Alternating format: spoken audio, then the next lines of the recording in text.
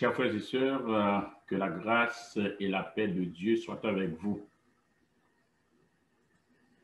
Alors, juste avant de débuter le message que le Seigneur m'a confié pour vous aujourd'hui, j'aimerais prendre quelques instants pour faire une mise au point.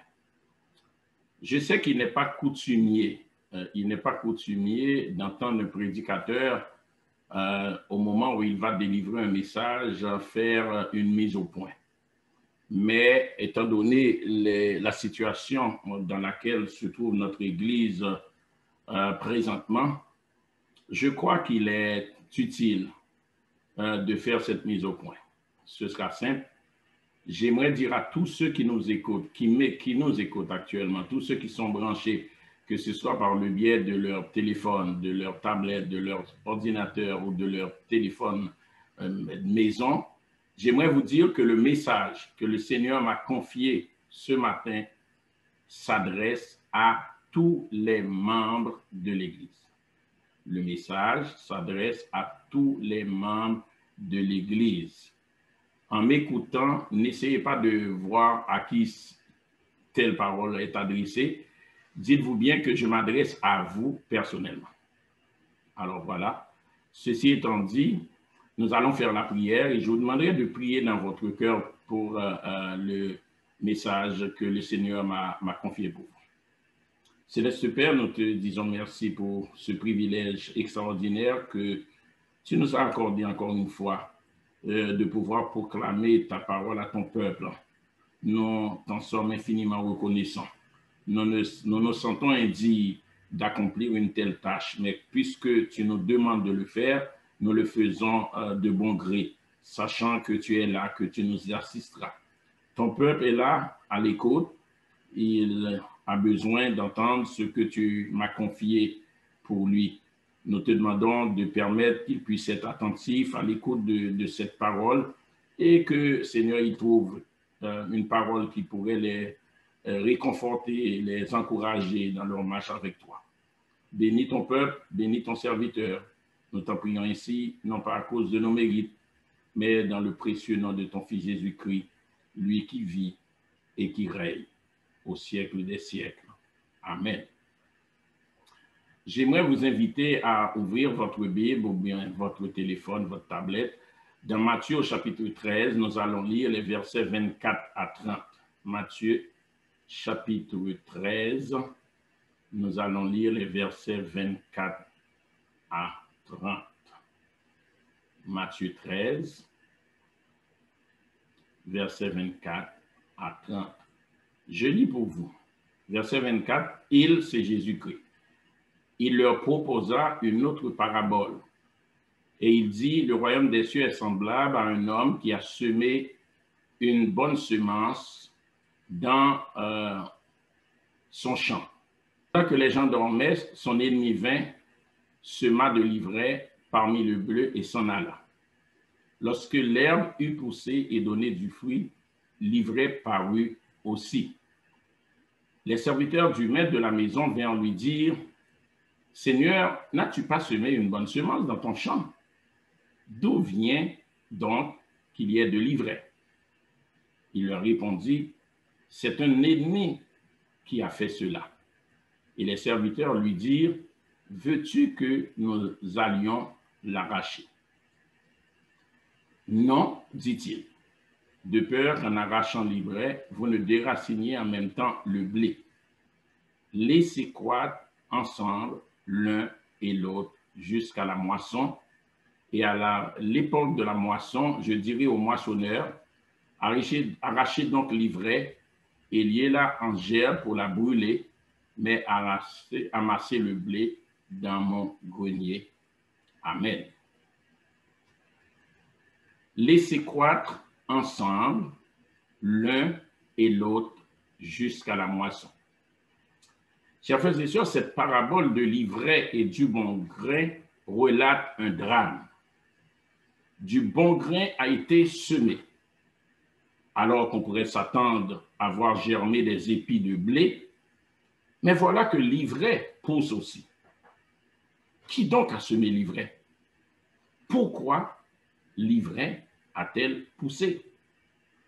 Cette parabole projette l'image du monde dans lequel nous vivons.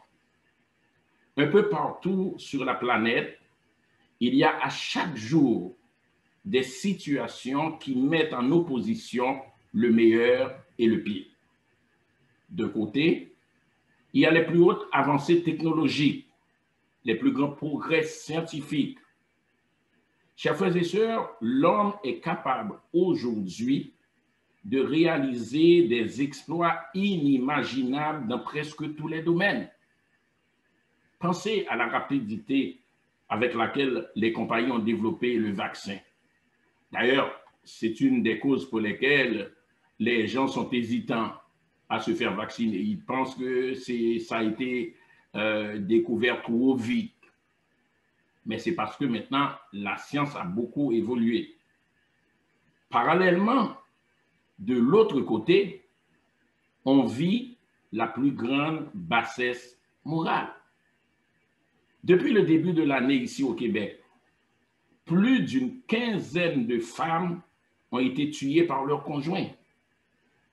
Aux États-Unis, les homicides ont atteint un taux presque sans précédent. En 2020, écoutez bien, il y a eu 19 000 morts par arme à feu. C'est environ 52 morts par jour. Plus que dans les années précédentes. C'est même 25% de plus qu'en 2019. De autre côté, il y a aussi cette catégorie de gens, une petite catégorie, qui vit dans une richesse démesurée, alors que la très grande majorité du monde vit dans une misère inhumaine. Et alors, la question peut se poser. Seigneur, veux-tu que nous arrachions l'ivraie? Seigneur, veux-tu que nous transformions ce monde pour le rendre meilleur, pour le rendre plus équitable, plus juste, plus social? Chers frères et sœurs, pour les serviteurs du Maître, la situation est simple. Puisqu'il y a de l'ivraie, il n'y a qu'une solution. Il faut l'arracher. Il n'y en a pas deux, une, il faut l'arracher. N'est-ce pas aussi l'opinion des disciples même de Jésus-Christ? Dans l'évangile de Luc au chapitre 9 et le verset 54, il est rapporté que quand Jésus fut mal reçu par les Samaritains, les disciples, et c'est bien les disciples, ils proposaient une solution extrême, une solution radicale. Regardez ce qu'il disait. J'ai reculé au lieu d'avancer. Au verset 54 de Luc 9, Seigneur, veux-tu que nous ordonnions au feu de descendre du ciel et de les consumer? Et ces paroles viennent de la bouche des disciples. Pour eux, il n'y avait pas d'autre chose à faire. Puisqu'ils ont mal reçu le Seigneur, eh bien, faisons donc descendre le feu du ciel et les consumer.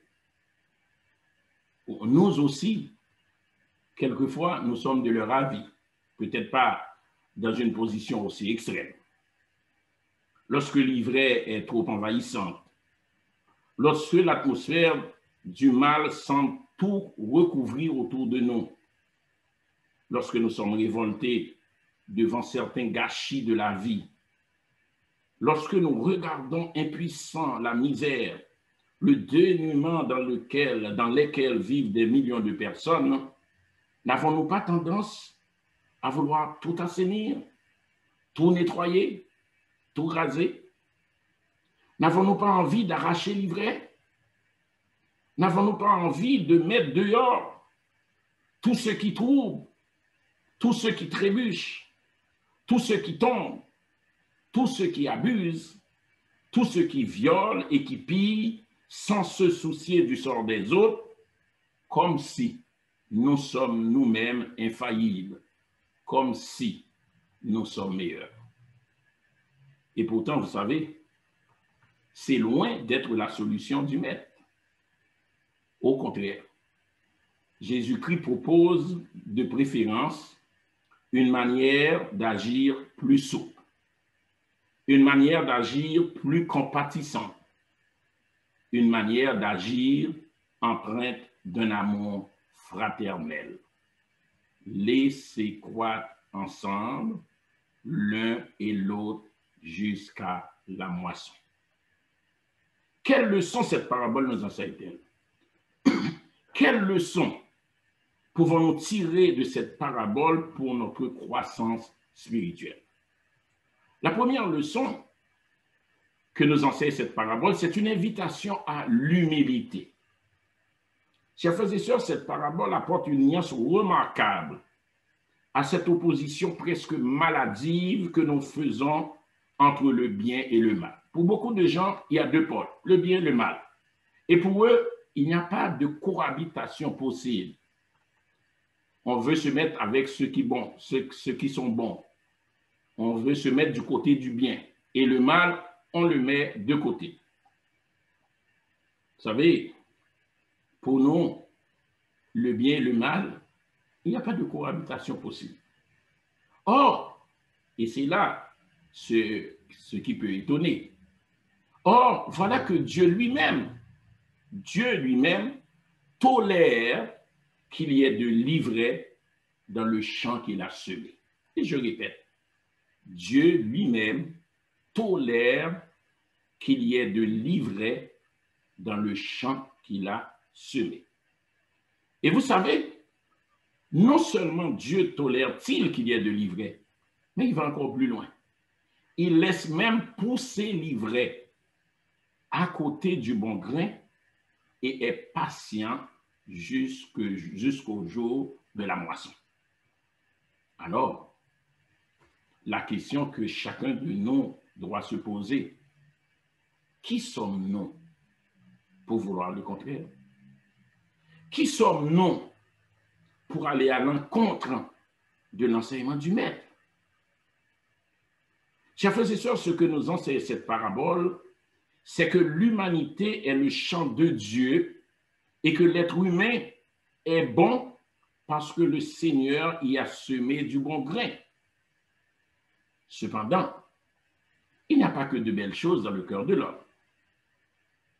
Dans le champ qui représente aussi bien le monde que vous et moi, eh bien, il y pousse à la fois des germes de bonheur et des germes de malheur. L'ivraie aussi a été semée de nuit par le malin.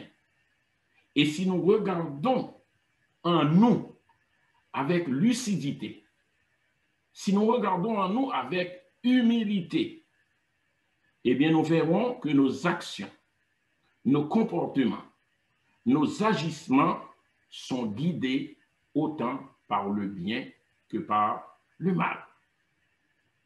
L'apôtre Paul lui-même a évoqué ce tiraillement intérieur quand il a dit dans Romains au chapitre 7 et le verset 19, « Je ne fais pas le bien que je veux, mais je fais le mal que je ne veux pas. » Chers frères et sœurs, au lieu de se mettre à la place de Dieu et de se permettre de juger les autres, nous devrions commencer par nous regarder nous-mêmes. Et je reprends. Au lieu de se mettre à la place de Dieu et de se permettre de juger les autres, nous devrions commencer par nous regarder nous-mêmes. Car si nous nous regardons avec lucidité, nous verrons qu'en chacun de nous, nos actes, nos pensées sont étroitement liés avec le mal et le bien. Si nous regardons avec lucidité, si nous nous regardons avec humilité, nous verrons que nous ne sommes pas meilleurs que les autres. Que le bon grain, même s'il n'est pas toujours visible chez les autres, existe et que l'ivraie est bien présente chez nous. Si nous nous mettons dans la même balance que nous pesons, que nous utilisons pour peser les autres, nous verrons que nous ne valons pas plus que ceux que nous jugeons. Nous verrons que derrière ce qui fait notre fierté, derrière ce qui fait notre gloire, peut se dissimuler une bonne dose d'égoïsme, alors que ce qui fait notre honte ou encore notre faiblesse peut être porteur d'expériences qui nous rapprochent des autres et qui nous aident à grandir. Ce que nous enseigne cette parabole, c'est d'apprendre à poser sur nous ce regard lucide, sans orgueil ni désespoir. C'est d'apprendre aussi à renoncer à cet idéal de perfection. Chers amis, tant que nous vivons dans ce monde, nous n'atteindrons jamais la perfection. Nous sommes des pécheurs, nous sommes faibles. Il faudrait que nous nous débarrassions de cet idéal de perfection que nous ne pourrions jamais atteindre. Et surtout, ne pas chercher à l'imposer aux autres.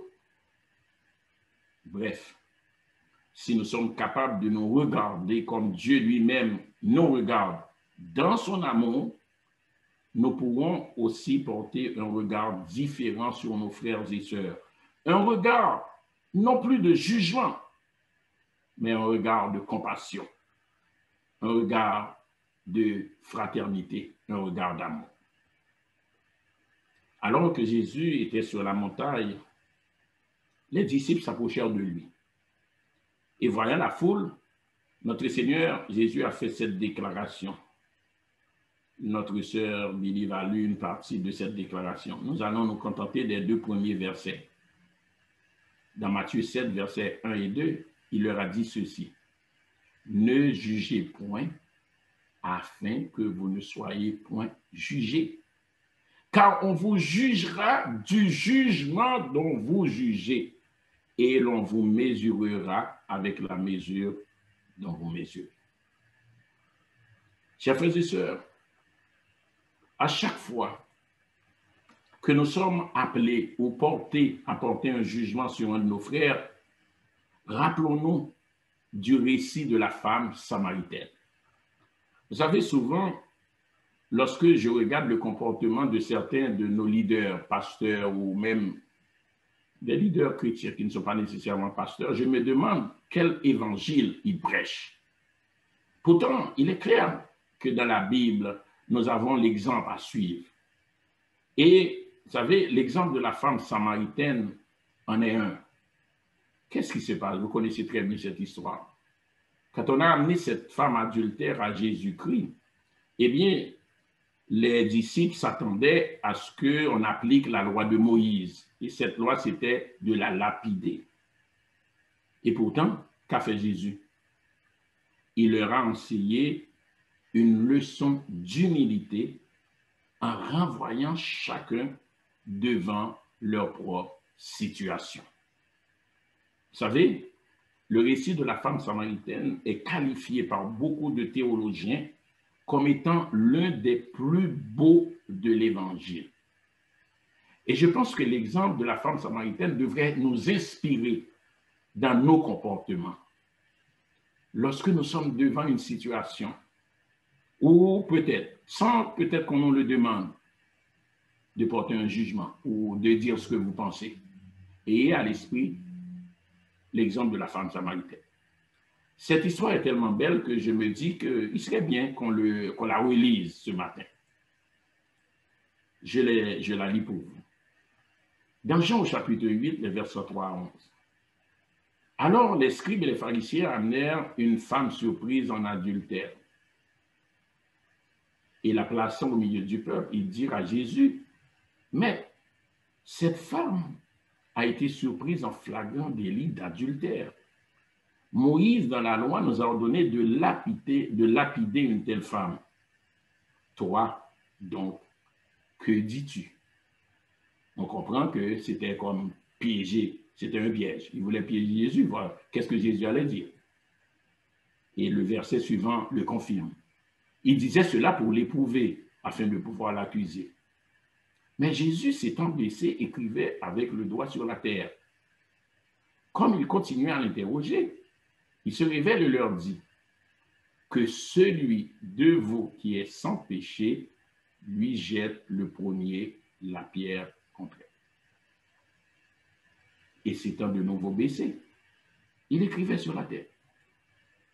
Quand ils entendirent cela, accusés par leur conscience, ils se retirèrent un à un depuis les plus âgés jusqu'au dernier. Et Jésus resta seul avec la femme qui était là au milieu. Alors, s'étant relevé et ne voyant plus que la femme, Jésus lui dit, « Femme, où sont ceux qui t'accusaient? Personne ne t'a-t-il condamné? » Elle répondit, « Non, Seigneur. » Et Jésus lui dit, Jésus dit à cette femme samaritaine, accusée d'adultère, que les pasteurs auraient crucifié, que les pasteurs auraient condamné, que les chrétiens auraient probablement condamné. Je ne te condamne pas non plus. Va et ne pêche plus. Chers frères et sœurs, l'humilité, voilà le sentiment qui doit guider chacune de nos actions, chacun de nos comportements. Dans l'épître de Jacques, au chapitre 4 et le verset 6, la parole de Dieu déclare « Dieu résiste aux orgueilleux, mais il fait grâce aux humbles. » La deuxième leçon que nous pouvons tirer de ce passage, c'est une invitation à la patience. Il y a quelque temps, lors d'un message que j'avais délivré sur le retour imminent de notre Seigneur Jésus-Christ, vous vous en rappelez peut-être, j'avais abordé cette question de la patience. Mais il s'agissait de la patience dans l'attente d'une promesse, de la patience dans l'épreuve, de la patience qui résiste au découragement, de la patience qui se soumet au plan de Dieu. Aujourd'hui, ce dont il est question, c'est de la patience dont nous devons faire preuve les uns envers les autres. D'ailleurs, voici à ce propos l'exhortation de l'apôtre Paul aux chrétiens de Colosse, que nous trouvons dans Colossiens 3, versets 12 et 13. Ainsi donc, comme des élus de Dieu saints et bien-aimés, revêtez-vous d'entrailles de miséricorde, de bonté, d'humilité, de douceur, de patience. Supportez-vous les uns les autres. Supportez-vous les uns les autres. Et si l'un a sujet de se plaindre de l'autre, pardonnez-vous réciproquement. De même que Christ vous a pardonné, pardonnez-vous aussi. Ainsi donc, chers amis, vous savez, on dit que, et vous le savez, qu'une des qualités de notre Dieu, c'est qu'il est un Dieu qui est patient. D'ailleurs, dans 2 Pierre au chapitre 3 et le verset 9, voici ce que la parole de Dieu déclare. Le Seigneur ne tarde pas dans l'accomplissement de la promesse comme quelques-uns le croient, mais il use de patience envers nous, ne voulant pas qu'aucun périsse, mais voulant que tous arrivent à la repentance. Ainsi donc, puisque nous suivons le modèle de notre Père, nous essayons de lui ressembler, et bien si la patience est une de ses qualités, eh bien nous sommes aussi appelés à manifester cette même qualité dans notre vie. Chers frères et sœurs, bien souvent, nous sommes impatients. Dès qu'il s'agit d'un autre, nous sommes prêts à faire tomber notre jugement. La question, c'est que nous essayons de trouver toutes les façons pour ne pas excuser, pour ne pas tolérer, pour ne pas être patient. Et nous cherchons, comme on dit, la petite bibite, là, livrée dans la personne. Et nous devenons, par le fait même, celui qui fait le tri. Mais nous oublions quelque chose de très important. Nous oublions que si le bon grain n'avait pas été semé d'abord en nous, eh bien, nous serions sans doute incapables d'apercevoir aussi l'ivraie, de la distinguer du bon grain et d'avoir envie de l'arracher. Mais ce que nous enseigne cette parabole, c'est que nous devons être patients. La question du jugement, chers amis, repose exclusivement entre les mains de Dieu. La suppression de l'ivraie est l'affaire de Dieu et non la nôtre. Quant à nous, notre Seigneur Jésus nous invite à vivre dans la fidélité à sa parole, à favoriser la croissance de la bonne graine et non à nous positionner comme si nous étions juges chargés de faire le tri. Chers frères et sœurs, s'il y a une seule chose que vous devez retenir, j'espère qu'il y en aurait plus qu'une. S'il y a une seule chose que vous devez retenir de ce message, ce serait cette phrase. Dieu tolère qu'il y ait de l'ivraie dans le champ qu'il a semé. Dieu tolère qu'il y ait de l'ivraie. Ne vous donnez pas cette prérogative d'arracher l'ivraie. Vous n'avez pas cette prérogative. Dieu lui-même, qui est le maître du champ, il tolère. Et non seulement, comme je l'ai dit précédemment, non seulement il tolère, mais il le laisse pousser. Mais vous avez envie de l'arracher. Vous avez envie de la brûler. Mais Dieu, non seulement nous demande de la laisser, mais il permet que ça pousse. Il se refuse au nettoyage purificateur. Il préfère faire preuve d'indulgence, de tolérance. Il est patient et nous invite à le suivre dans cette même voie. Chers frères et sœurs, ce que nous enseigne cette parabole, c'est une invitation à la tolérance. C'est aussi une invitation à l'acceptation de l'autre. L'autre, quelle que soit la façon qu'il est, quels que soient ses défauts, quelle que soit son apparence, vous n'avez pas à porter de jugement. Et vous savez, cette parabole, mieux encore, nous enseigne, nous invite à renoncer à cette envie d'arracher l'ivraie. En terminant, en tant qu'être humain, c'est vrai, nous sommes enclins à juger, nous sommes enclins à condamner. Et souvent même, nous condamnons. D'ailleurs, quand j'entends des fois des pasteurs qui ont quand même une connaissance, on pourrait dire, plus approfondie de la Bible, parce que on se fait toujours dire, j'ai étudié la théologie, donc ils ont une connaissance un petit peu plus approfondie. Mais lorsqu'on les voit condamnés, souvent je me rappelle de ce qui se faisait en Haïti. Je me demande quel évangile qu'on prêchait là-bas.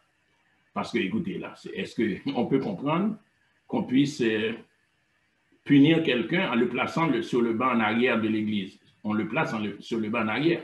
Cela veut dire dès que quelqu'un rentre et qu'on le voit sur le banc en arrière, on est déjà au courant. Ah, lui, là, il a fait quelque chose, on l'a puni. Il est condamné. Pourtant, la parole de Dieu est claire. Les pasteurs en Haïti avaient cette version de la Bible entre les mains. Souvent, nous condamnons. Mais sachez que le jugement et la condamnation relèvent de la prérogative divine. Car Dieu seul connaît les cœurs. Lui seul connaît les circonstances, les motifs, les capacités et les degrés de compréhension de chaque être humain. Par contre, ce que Dieu nous demande à nos croyants, ce n'est pas de nous combattre les uns les autres. Ce que Dieu nous demande, ce n'est pas de nous entre-déchirer les uns les autres. Ce que Dieu nous demande, c'est de nous aimer les uns les autres. C'est de nous pardonner les uns les autres. c'est que nous soyons unis. Vous savez, lorsque nous pardonnons notre frère ou notre sœur, nous lui donnons la chance de changer et de croître. L'exemple le plus probant que vous connaissez, c'est l'histoire de Marc. Lors du premier voyage de l'apôtre Paul et de Barnabas, ils étaient accompagnés de Marc. Vous connaissez très bien cette histoire. À un certain moment, Marc a décidé de les laisser et l'apôtre Paul était fâché. Il ne voulait rien savoir de Marc. Il ne voulait plus l'avoir avec lui. Mais Barnabas a réagi différemment. Au contraire de Paul, il était disposé à donner une autre chance à Marc. Et voyez, lorsque nous donnons une chance à quelqu'un d'autre, la personne a peut-être trébuché, la personne a peut-être fait un faux pas, la personne est tombée. Mais donnons-lui une autre chance. Nous en avons tellement reçu de Dieu. Barnabas a convaincu Paul de donner une autre chance à Marc. Et vous savez, la parole de Dieu nous dit que cette détermination de Barnabas se révéla fructueuse, car non seulement Marc changea-t-il, mais il devint utile à l'œuvre. Il devint un élément important du ministère de Paul. Il a même écrit l'évangile qui porte son nom. Comment réagiriez-vous si vous voulez peut-être condamner quelqu'un et que demain, cette personne devient pour vous une source de bénédiction?